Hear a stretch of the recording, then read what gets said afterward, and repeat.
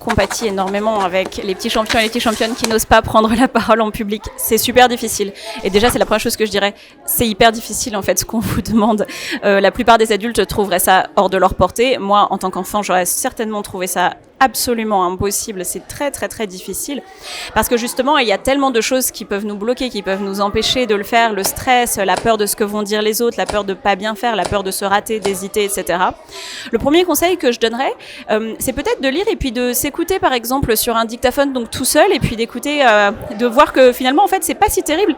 Et puis, il y a plein de choses qu'on peut moduler et qu'on peut changer avant de vraiment se lancer devant tout un auditoire.